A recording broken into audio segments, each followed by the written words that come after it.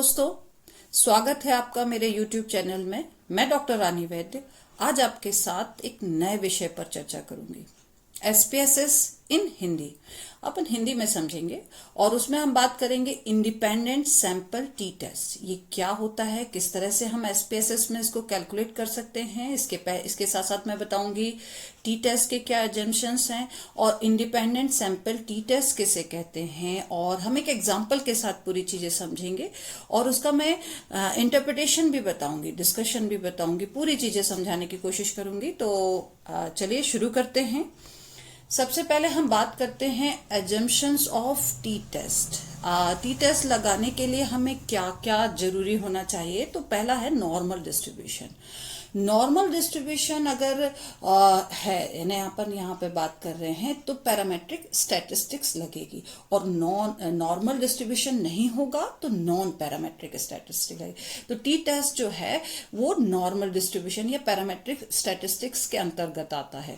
दूसरा है homogeneity of variance.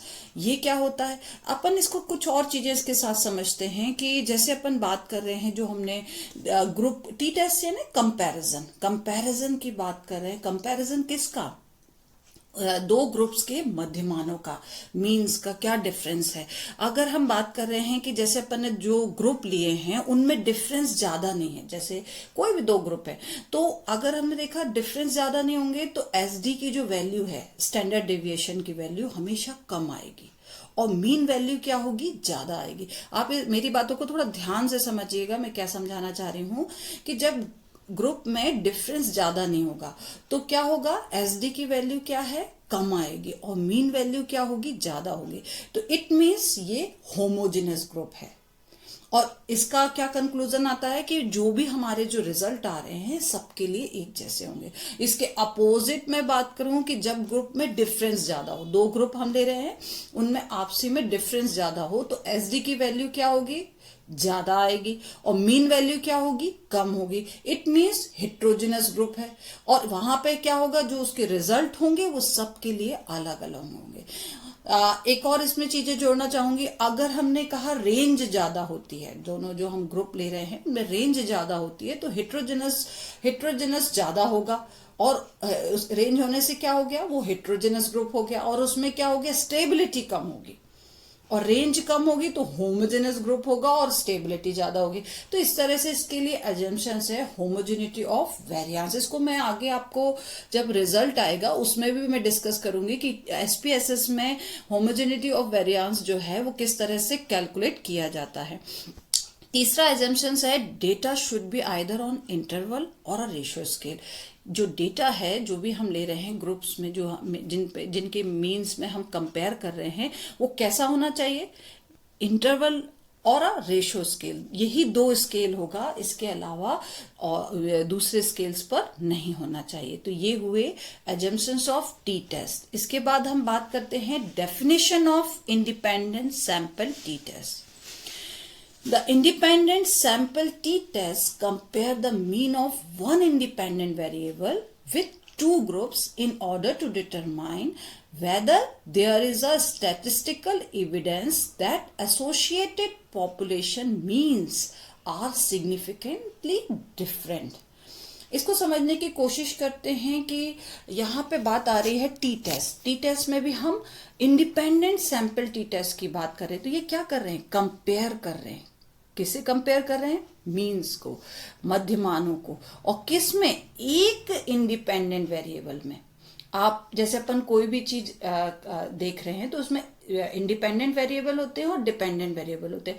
यहां पर इंडिपेंडेंट सैंपल टी टेस्ट के लिए जरूरी है वन इंडिपेंडेंट वेरिएबल हो और उसके दो ग्रुप्स हों उसके अंदर, या उनके दो लेवल्स हों, इन ऑर्डर टू डिटरमाइन। यानी उसको हम फिर उसको सार्थकता का अंतर देखेंगे उन दो ग्रुप्स के बीच में, और हम देखेंगे कि वो सिग्निफिकेंटली डिफरेंट हैं या उनमें अंतर है, या सार्थक अंतर है या नहीं है। समझ रहे हैं आप क्या कह रही हूँ? यहाँ पे कह रहे हैं कि इंडिपेंडेंट सैंपल टी टेस्ट ये एक कंपैरिजन करता है किसके बीच में, मध्यमानों के बीच में। और यहाँ पे कंडीशन मैंने बता दी कि इंडिपेंडेंट वेरिएबल क्या हो गया, एक ही होना चाहिए, उसके दो ग्रुप्स या दो लेवल्स होना चाहिए। उन दोनों ग्रुप्स के अंदर हम सार्थकता का अंतर देखेंगे, मध्यमानों में अंतर देखेंगे। तो ये हुआ डेफिनेशन। अब हम बात करते हैं कि एग्जाम्पल से इसे समझने की आज कोशिश करते हैं। कि सबसे पहले एक टाइटल देखिए, टाइटल मैंने क्या लिया, अ study of influence of gender on anxiety of college teacher of Jabalpur. ये मेरा एक टाइटल है जिसमें मैंने कंपैरिजन की बात, टाइटल जो है वो शो कर रहा है। यहाँ पर मेरे जो जेंडर का इफेक्ट हम देख रहे हैं एंजाइटी पर, कॉलेज टीचर ऑफ जबलपुर पे। तो ऑब्जेक्टिव क्या बनेगा, to compare the mean scores of anxiety of male and female teacher. यहाँ पर हम किसके मीन स्कोर्स ले रहे हैं, किनको कंपेयर कर रहे हैं, मेल और फीमेल। जैसे मैंने अभी आपसे कहा था ना कि one independent sample t test में एक इंडिपेंडेंट वेरिएबल होना चाहिए। तो यहाँ पर हमने वही किया, एक इंडिपेंडेंट ले लिया, जेंडर हो गया मेल एंड फीमेल।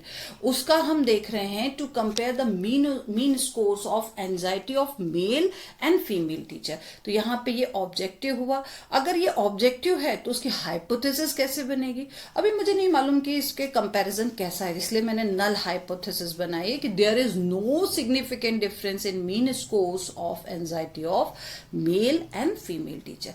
यानी इनमें सार्थकता का अंतर अभी मेरे को मालूम नहीं है कि नहीं। अगर मुझे मालूम होता तो मैं डायरेक्शनल हाइपोथेसिस बनाती। तो अभी मैंने यहाँ पे क्या बनाया है, नल हाइपोथेसिस बनाई है। तो अब आप टाइटल समझ गए, उसका ऑब्जेक्टिव समझ गए और नल हाइपोथेसिस। इसे ध्यान से समझिए क्योंकि मैं इसी का इंटरप्रिटेशन करूंगी। इसी से अपन ने इंडिपेंडेंट सैंपल टी टेस्ट लगाते हैं। तो अब अपना कैलकुलेशन अपन ने जो किया कि नल हाइपोथेसिस बन गई, तो उसके बाद हमने डेटा को जो इकट्ठा किया उसको हमने इंटरप्रेटेट करना, कैलकुलेट करना शुरू किया। यहाँ हमने एसपीएसएस पे जाएंगे, उसमें हम कहाँ जाएंगे, एनालाइज पे जाएंगे।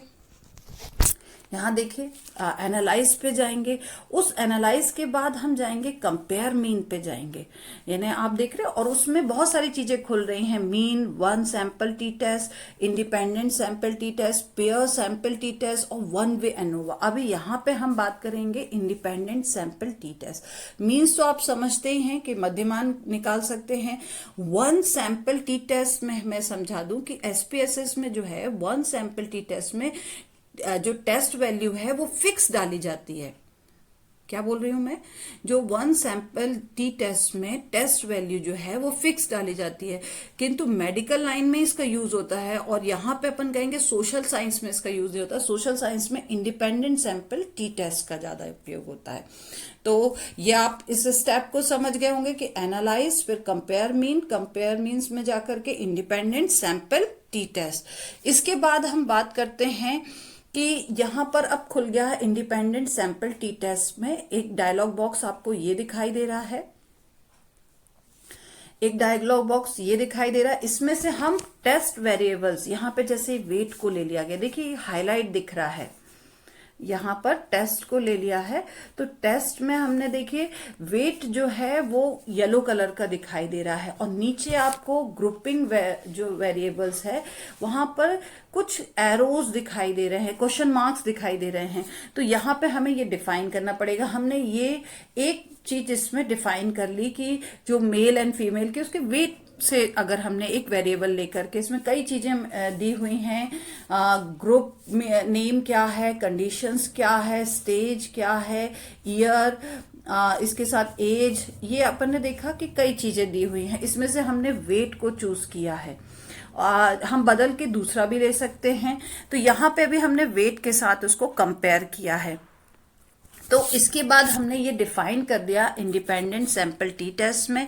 इसके बाद नीचे जो अपन ने डिफाइन ग्रुप्स में बात की थी, तो हमारे पास दो ग्रुप्स हैं, मेल एंड फीमेल। यहाँ पे यूज द स्पेसिफिक वैल्यू, तो हम यहाँ पर ग्रुप 1 को 0 दे रहे हैं स्पेसिफिक वैल्यू और ग्रुप 2 को 1 दे रहे हैं। तो यहाँ पर जैसे ही हमने स्पेसिफिक वैल्यू दे देंगे और कंटिन्यूटी में डालेंगे तो यहाँ आगे अपना कैलकुलेट होना शुरू हो जाएगा, रिजल्ट आ जाएगा। जैसे ही हमने इसको वैल्यूज को डाला तो रिजल्ट आ जाता है। तो रिजल्ट में देखिए ध्यान से, ये वेट को ही हमने लिया था, जेंडर में मेल एंड फीमेल हैं।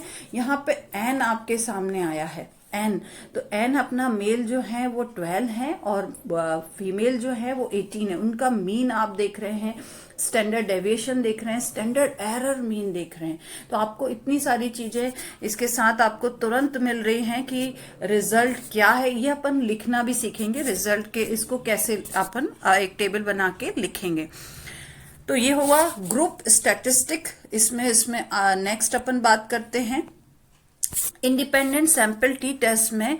यहाँ पर बहुत सारी चीजें दिखाई दे रही हैं। ये इक्वल वेरियांस अजम्पशन, यहाँ पे अज्यूम्ड, यहाँ पर ये बात आ रही है कि लेवेंस के test for equality of variance. इसमें आप देखो एफ दिख रहा है, सिग्निफिकेंस दिख रहा है। तो यहाँ पर बात करते हैं कब हम दो चीजें दिखाई दे रही है, इक्वल वेरियांस एज्यूम और इक्वल वेरियांस नॉट एज्यूम। ये देखिए दिख रहा है आपको दोनों चीजें।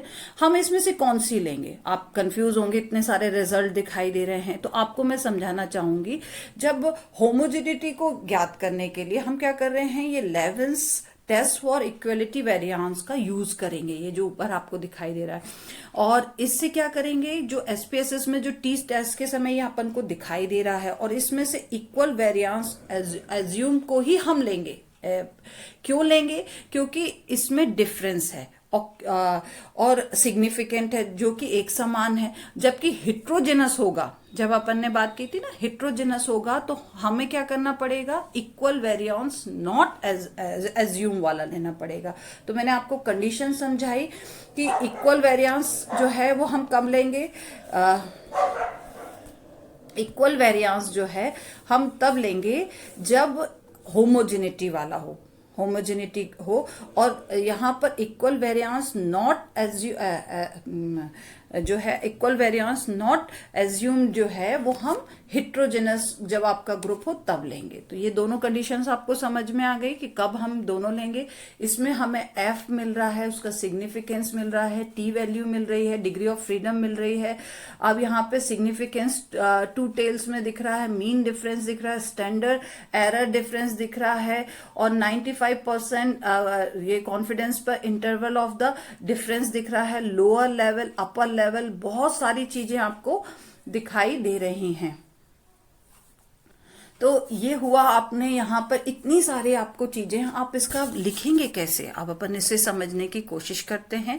तो रिजल्ट एंड इंटरप्रिटेशन, यहाँ पे आप लोग इसे नोट डाउन भी कर सकते हैं कि इस तरह से हमें रिजल्ट एंड इंटरप्रिटेशन लिखना है। तो मैं यहाँ पे शुरू कर रही हूँ, जो मैंने अपना टाइटल लिया था, उसका ऑब्जेक्टिव बनाया था, उसकी हाइपोथेसिस। तो जेंडर वाइज, क्योंकि मैंने जेंडर वाइज कंपैरिजन देखा है, तो gender wise comparison of mean score of anxiety. The first objective was to compare the mean scores of anxiety of male and female teachers. The data were analyzed with the help of independent sample teachers. The results are given table number 1.1. यानी मैंने पहले objective मान के इसके चीजें explain किया। आपके और ऑब्जेक्टिव्स हो तो आप इस तरह से सिमिलर उसमें आप लिख सकते हैं। फिर मैंने लिखा है टेबल नंबर 1.1, उसमें मैंने लिखा जेंडर वाइज मीन, एसडी ना क्या बोलते हैं आपके एन यानी numbers, and T values of anxiety. यहाँ पे मैंने ये इसी तरह से डिफाइन किया है, gender, mean, SD, N, t value and remark. तो यहाँ पे देखिए मेल एंड फीमेल, यहाँ आया 71.58। यहाँ पे कैसे मिला मीन और एसडी, ये अपन वापस थोड़ा सा चलते हैं 71 ये अपन ने जो निकाला है ये टेबल्स में, वो जो आपका रिजल्ट आया है, इसको मैं बैक कर रही हूं। ये आया अपना, यहाँ पे देखिए, ये मैं आपको समझाने की कोशिश कर रही हूं। एक सेकेंड, हाँ ये यहाँ पर आया मीन जो मैंने अभी लिखा था 71.58 और 70.88, यहाँ से लिखा। एस डी वैल्यू भी मैंने यहीं से लिखी, एन वैल्यू भी मैंने यहीं से लिखी। ये 3 चीजें मैंने ये वाले रिजल्ट से लिया है। फिर अपन ने बात की, इसके बाद टी वैल्यू जो आया वो टी वैल्यू आया 0.518 आया। तो ये जो आया 0.518 जो है टी वैल्यू जो है, आप देखिए यहाँ पर मैंने यहाँ से ली टी वैल्यू, ये लिखी अपनी टी वैल्यू। क्योंकि मेरा होमोजेनिटी ऑफ वेरिएंस लिया तो मैंने 5.518 टी वैल्यू ली है यहाँ पर। और डिग्री ऑफ फ्रीडम देखिए, यहाँ पर डिग्री ऑफ फ्रीडम जो है 28 है। ये चीजें मैंने यहाँ से ली है टेबल में लिखने के लिए। तो टेबल में आपका टी वैल्यू जो है, रिमार्क मैंने लिखा है कि ये जो है सिग्निफिकेंट नहीं है 0.01 लेवल पे भी और 0.05 लेवल पे भी। तो यहाँ पे मैंने ये रिमार्क मैंने इस तरह से शो किया है, ये देखिए रिमार्क। तो आपको ये समझ में आ गया होगा कि मैंने रिजल्ट एंड इंटरप्रिटेशन, ये मैंने रिजल्ट आपके सामने लिखे हैं। अब बात करती हूँ interpretation of the result. Interpretation of the result में from the table number 1.1 it is evident that the T value is 0.518 है, which is not significant at 0.01 level with the degree of freedom क्या है, equivalent 28। अपन ने degree of freedom वहां देखी थी। It reflects that the mean scores of anxiety of male and female teacher did not differ significantly. यानी ये क्या बता रहे हैं कि उनके जो मध्यमान अंतर है वो सिग्निफिकेंटली डिफर नहीं कर रहे। In the context of null hypothesis there is no significant difference in mean scores of anxiety of male and female teacher is not rejected. हमने मान के ही चला था कि इनके मध्यमानों में सार्थक अंतर नहीं है, तो ये क्या हो रही, इज नॉट रिजेक्टेड। ये हुआ इसका इंटरप्रिटेशन ऑफ रिजल्ट। ये ध्यान दीजिएगा, अगर इसके अपोजिट सिग्निफिकेंट होगा तो क्या होगा, यहां पर इज रिजेक्टेड आ जाएगा और लिखेंगे हम कि उसके जो मीन स्कोर्स हैं वो डिफर कर रहे हैं। इट मीन्स यानी कौन सा ज्यादा मीन स्कोर है, मेल का ज्यादा या फीमेल का ज्यादा है। तो एक तरह से मैंने आपको इंटरप्रिटेशन ऑफ रिजल्ट समझाने की कोशिश की। तो आपको ये समझ में आ गया कि टेबल कैसे बनानी है। ये जो आपको आउटपुट मिला था, ये देखिए यहाँ से रिजल्ट चालू हुआ था, रिजल्ट ये वाला आउटपुट शीट खुली थी और उसके बाद आपको कैसे लिखना है अपनी थीसिस में रिजल्ट एंड इंटरप्रिटेशन, टेबल कैसे बनानी है, उसको इंटरप्रेटेट कैसे करना है। तो ये एसपीएसएस से सारा कैलकुलेशन बहुत ही आसान हो गया था। और हमने आज जाना कि इंडिपेंडेंट सैंपल टी टेस्ट कैसे लगाया जाता है, उसे किस तरह से इंटरप्रेटेट किया जाता है, सारी चीजों को समझने का एक प्रयास किया था। आई होप आपको मेरा ये वीडियो पसंद आया होगा। धन्यवाद।